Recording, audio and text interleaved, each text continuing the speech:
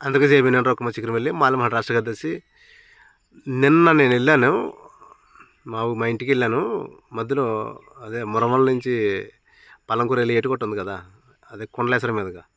నిన్న కూడా కొండలేశ్వరం వెళ్ళాను నేను. ఈ కొండలేశ్వరంలో నిన్న కూడా చూశాను నేను. డైరెక్ట్ ఇప్పుడు వీడియో పెడతాను, లైవ్తో తీసింది, లొకేషన్ టైం డేట్తో తీసింది.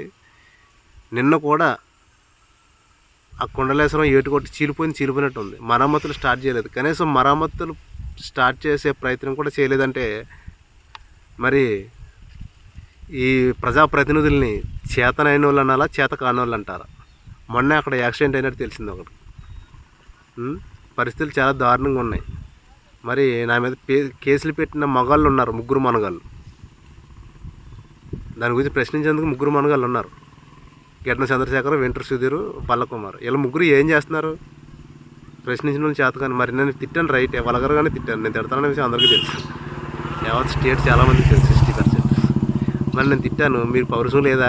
తిడితే పౌరుషం వస్తుంది అంటారు కదా, పౌరుషం లేదా అంటే పౌరుషం లేదంటే అర్థం ఏంటి?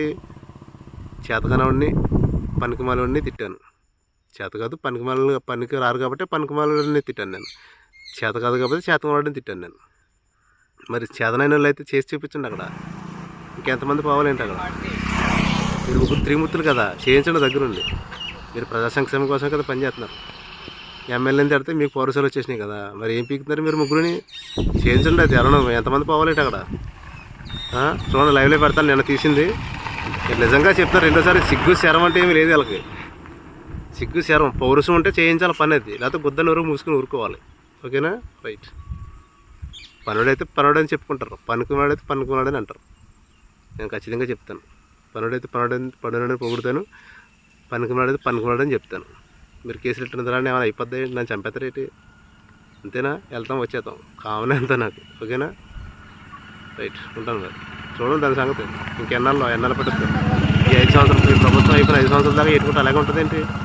రేపు ఏదో గోదావరి వచ్చి పొంగే దరిద్రం వదిలిపోతాయి. కాటరగొన మండలం, ముమ్మనవరం మండలం మొత్తం మీకు మునిగిపోద్ది. అప్పుడు హెలికాప్టర్ నుంచి పులిహార పొట్లాలు తిందిరిగాను. ప్రజలకు చెప్తున్నాను, హెలికాప్టర్ నుంచి పులిహార పొట్టాలు వేస్తారో అవి తిందాం మనం, మునిగిపోతాయి.